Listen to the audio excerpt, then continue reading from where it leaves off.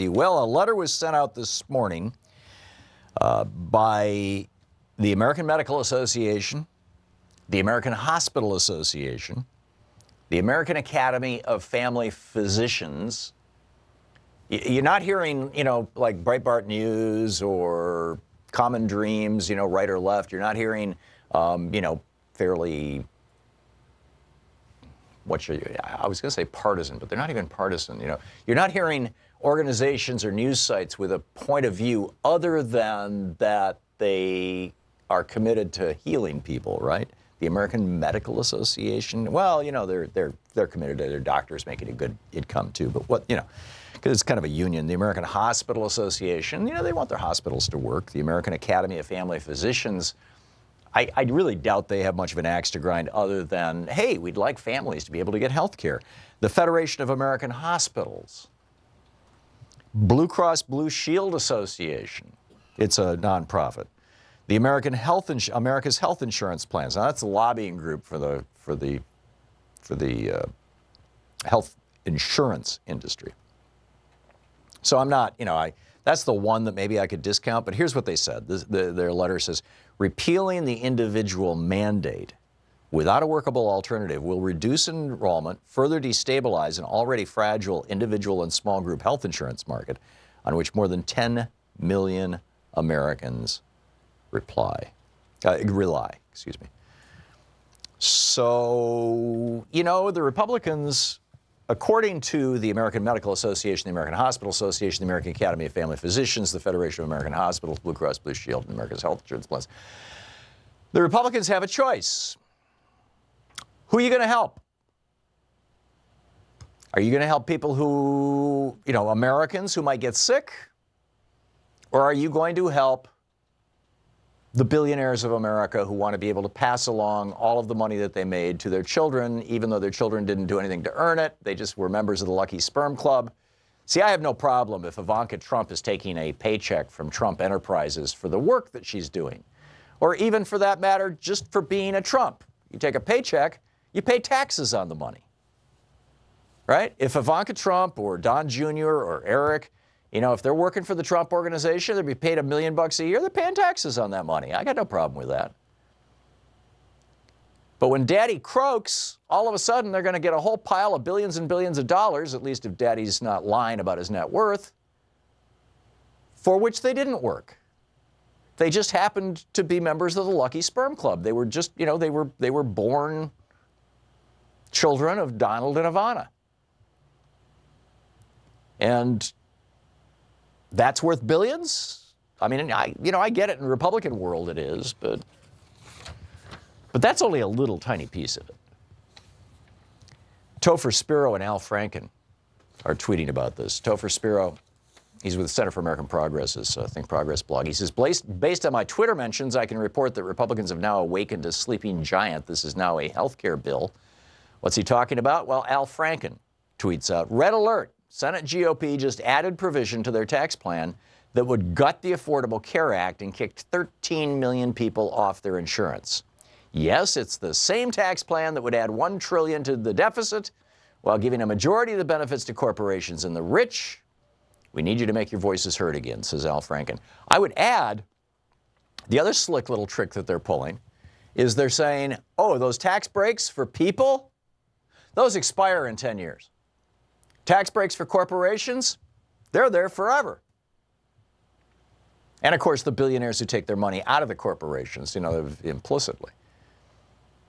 So you think you're getting a middle class tax cut? Well, first of all, only about half of the middle class might get even a tiny tax cut. The other half of the middle class is going to pay more. I mean, the New York Times, two pieces in today's New York Times about this Republican tax scam. The first from the editorial board of the New York Times. This, again, the editorial board of the New York Times, they're not just all liberals. They represent a wide variety of opinions from left to right. But there are some things that, they just have to do with truth, as Shepard Smith is finding. We'll get to that in a little bit. But they basically say, okay, the Republicans passed a budget last month, or maybe it was early this month. I think it was last month, but in the last 3 or 4 weeks, 2, 3, 4 weeks, they passed a budget through both the House and the Senate, and Trump signed it, that provided for increasing the national debt by $1.5 trillion.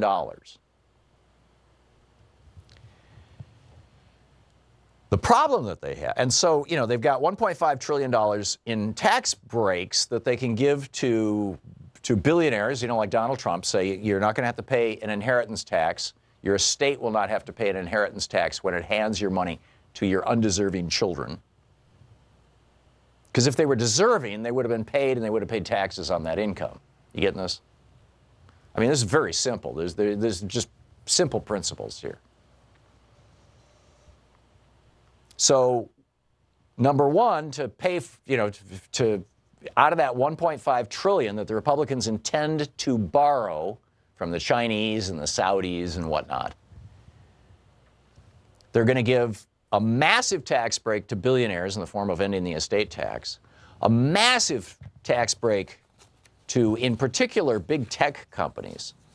I mean, it's almost breathtaking, the tax break that these companies are going to get. This from Public Citizen, again, well, this was Don Owens. I thought maybe it was Rob, but this press release just came out. The tax holiday proposal supported by President Donald Trump and congressional Republicans would give 8 top technology corporations a $95 billion tax break. Now, keep in mind, these are among the most profitable companies in the history of human civilization. They are sitting collectively on hundreds of billions of dollars in cash. They are not cash strapped. They are not in need of more money to expand or hire new people. All of that is total BS. The richest company in history, says Robert Weissman, the president of Public Citizen, the richest country in history is hardly in need of a $50 billion tax benefit. And that's the amount of money that will go to Apple, $47.1 billion. The 8 tech giants collectively hold more than $502 billion offshore, most of which is booked in their 94 tax haven subsidiaries around the globe. Just Apple is sitting on $252 billion overseas. So in exchange for giving Apple and Trump and his billionaire buddies this huge tax break,